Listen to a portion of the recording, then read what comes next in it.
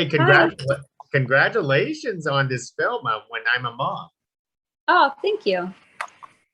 Checked it out. Never seen anything like this in a role for yourself. Uh-huh. hmm So so let's start with the easy question. What attracted you to do a film like When I'm a Moth? what attracted me to it was I felt like, initially there's a lot of the dialogue was really challenging and really rich, and there was a lot of nuance to it. And, I really liked, I'm a big Hillary Clinton fan. I mean, I became one more after I did this film, but it just seemed like a really big challenge. So I was definitely drawn to it. And I really did not have the expectation of getting the job at all. So I just, I took those audition sides and I just did my best at what my perspective of it was, which was sort of like, a very, sort of like quiet telling of this story, I guess. A lot of between the lines stuff, and it worked out. So how much preparation did you do to play Hillary Clinton in the story like this? I spent a lot of time, with the dialogue and the script, and I tried to move away at some points, trying to move away from the idea that I was doing a biopic or playing her exactly as much as I was sort of inhabiting an idea of her and, an essence of someone like her. But of course, I did do a ton of research about her.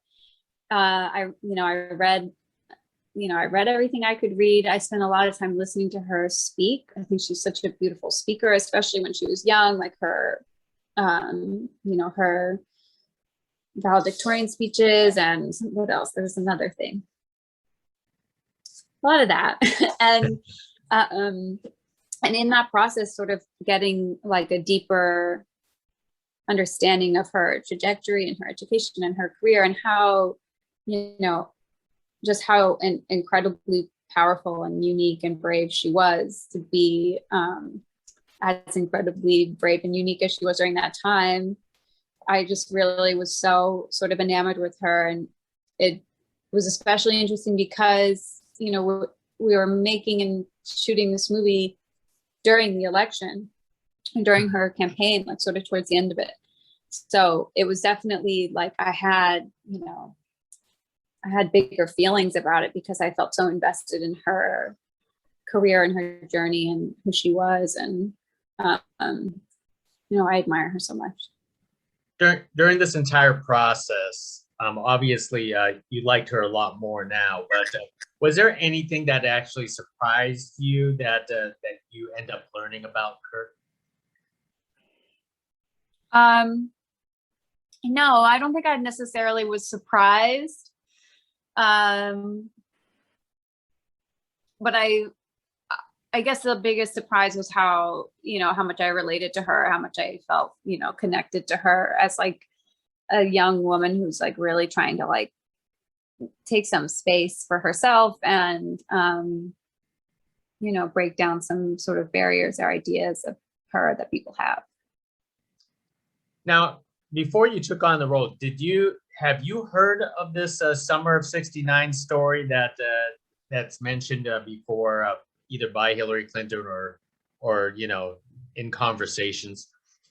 Yeah, I mean, just sort of like the snippets of it. So I mean, I think the film takes a lot of liberties, and that's why I say, I always want to make it clear that I don't think that this was ever sort of a biopic, but sort of just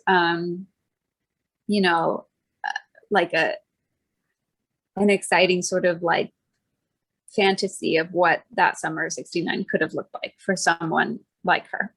And so yeah, of course I heard all of those things, but whether it was actually close to the film, who knows?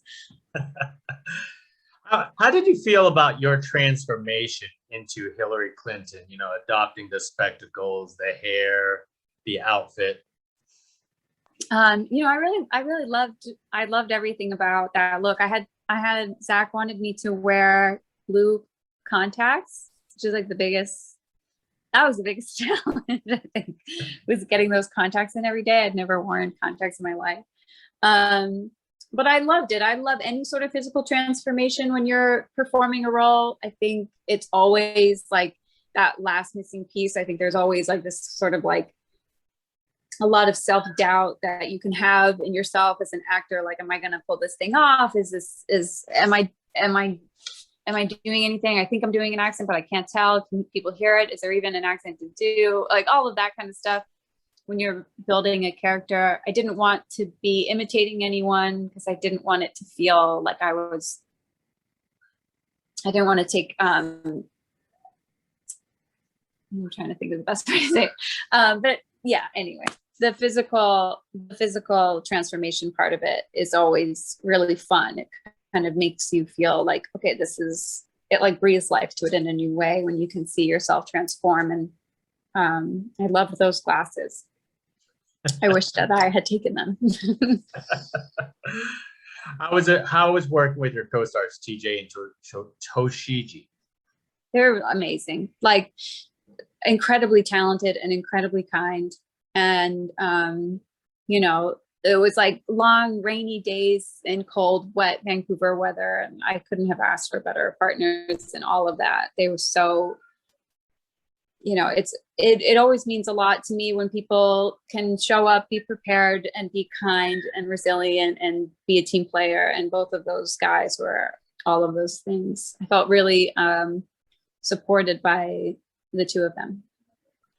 I'm curious. Did you have to travel to Alaska to film this, or was this somewhere else? No, it was in Vancouver, which I guess gives you an Alaska feel.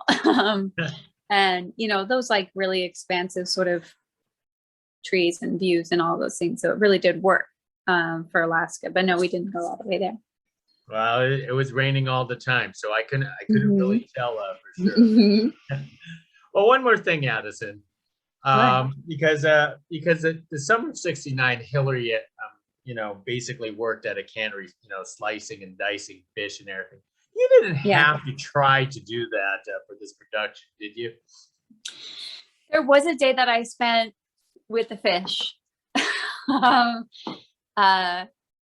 Yeah, I did. I spent a day with the fish, and it was as sort of like smelly and slippery as Hillary describes it. Well, that takes Hillary Clinton to a whole different level, that's for sure. Yeah. Well, hey, once again, Addison, hey, congratulations for talking to us for When I'm a Moth, and we have a newfound perspective of this possible Hillary Clinton story. Yeah, exactly. Well, thank you so much. It was nice talking to you. Hey, nice talking to you too. Next time. Thank you. Yeah, great. Bye-bye.